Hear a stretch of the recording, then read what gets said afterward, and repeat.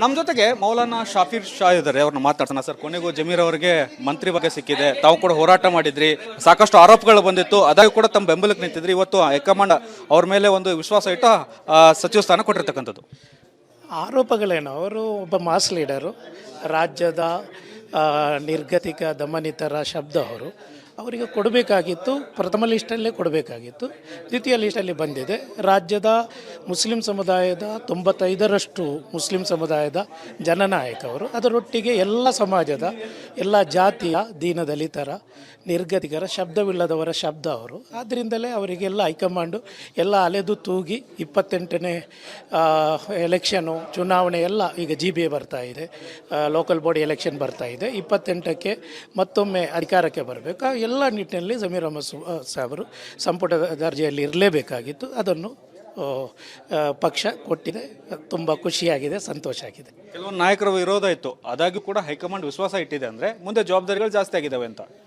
ಇಲ್ಲ, ವಿರೋಧಗಳು ಎಲ್ಲ ನಾಯಕರಿಗೂ ವಿರೋಧಗಳು ಬಂದೇ ಬರುತ್ತೆ. ಇದಕ್ಕಿಂತ ಮುಂಚೆಯೂ ಪಾರ್ಟಿ ವಿರುದ್ಧ ಕೆಲಸ ಮಾಡಿದವರ ಬಗ್ಗೆನೆಲ್ಲ ಚರ್ಚೆಗಳು ನಡೀತಾ ಇದೆ. ಅದು ಮುಂದಿನ ದಿನಗಳಲ್ಲಿ ಸಮಾಜ, ನಮ್ಮ ಸಮುದಾಯ, ನಮ್ಮ ಸಮಾಜದ ಮೌಲ್ಯಗಳು ಎಲ್ಲರೂ ಅದರ ಬಗ್ಗೆ ಚರ್ಚೆ ಮಾಡಿದ್ದಾರೆ, ಚರ್ಚೆ ಮಾಡ್ತೀವಿ ನಾವು. ಸಮೀರ್ ಸಾಹೇಬ್ರ ವಿಚಾರ ಬಂದಾಗ ಮಾತ್ರ ಪಕ್ಷ ವಿರೋಧಿ ಚಟುವಟಿಕೆ ಅಂತ ಹೇಳಿದ್ದು ಅದು ತುಂಬ ಸಮಾಜಕ್ಕೆ ತುಂಬ ಆಘಾತವಾಗಿದೆ. ಅದರ ಬಗ್ಗೆ ನಾವು ಮುಂದಿನ ದಿನಗಳಲ್ಲಿ ಅದು ಚರ್ಚೆ ಮಾಡ್ತೀವಿ ನಾವು.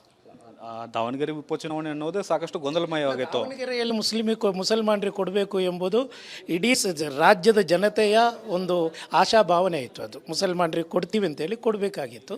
ಅದು ಮುಸಲ್ಮಾನರು ಹೇಳಿದ್ದಾರೆ. ಅದರೊಟ್ಟಿಗೆ ಜಮೀರ್ ಅಹಮದ್ ಸಾಹೇಬರು ಸಮಾಜದೊಂದಿಗೆ ಕೈ ಜೋಡಿಸಿದ್ದಾರೆ ಅಷ್ಟೇ. ಅದರಲ್ಲಿ ಜಮೀರ್ ಅಹಮದ್ ಸಾಹೇಬರ ತಪ್ಪೇನೂ ಇಲ್ಲಲ್ಲ. ಸಮಾಜದ, ಸಮುದಾಯದ ಅದು ಏನಾಗಿತ್ತು, ಕೊಡಲೇಬೇಕು ಅಂತ ಹೇಳಿ 2018ರಲ್ಲೇ ಇತ್ತು, ಕೂಗಿತ್ತು.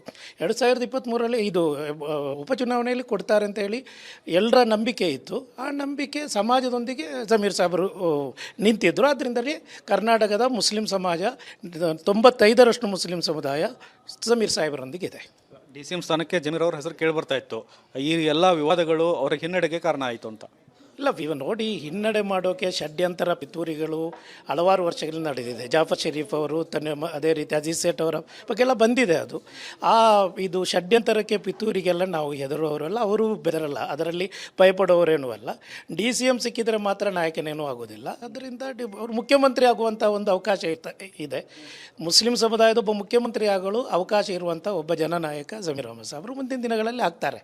ಈ ಬಾರಿ ಒಂದು ರೀತಿಯಲ್ಲಿ ಬಂಪರ್ ಅಂತ 3 ಸ್ಥಾನಗಳು, ಸಚಿವ ಸ್ಥಾನ ಸಿಕ್ಕಿದೆ, ಒಂದು ಸಭಾಪತಿ ಸಿಕ್ಕಿದೆ. ಹೌದು, ಸರ್ಕಾರಕ್ಕೆ ನಾವು ಕೃತಜ್ಞತೆ ಸಲ್ಲಿಸ್ತೀವಿ.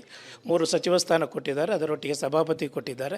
ಇನ್ನೂ ಹಲವಾರು ಬೋರ್ಡ್ ಚೇರ್ಮನ್ಗಳು, ಅದೇ ರೀತಿಯಲ್ಲಿ ಬೇರೆ ಬೇರೆ ಲೋಕಲ್ ಬಾಡಿ GBA ಬರುವಾಗಲ್ಲ ಅಲ್ಲೂ ಒಂದು ಗರಿಷ್ಠ ಸಂಖ್ಯೆಯಲ್ಲಿ ಕೊಡ್ತೀವಿ ಅಂತೇಳಿ ಹೈಕಮಾಂಡ್ ನಮಗೆ ಭರವಸೆ ಕೊಟ್ಟಿತ್ತು. ಅದನ್ನು ಈಗಾಗಲೇ ಪಕ್ಷ ಈಡೇರಿಸಿದೆ. ಅದಕ್ಕೆ ನಾವು ಕೃತಜ್ಞತೆಯನ್ನು ಸಲ್ಲಿಸ್ತೀವಿ.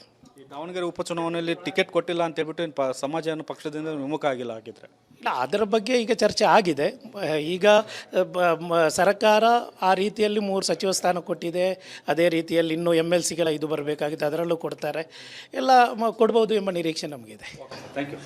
ಇದಿಷ್ಟು ಶಫಿ ಮೌಲಾನಾ ಅವರ ಮಾತು. ಕ್ಯಾಮ್ರಾಮನ್ ಸದಾನಂದ್ ಜೊತೆ ಬಸವರಾಜ್ ಚರಂತಿಮಠ, ಪಬ್ಲಿಕ್ ಕನ್ನಡ, ಬೆಂಗಳೂರು.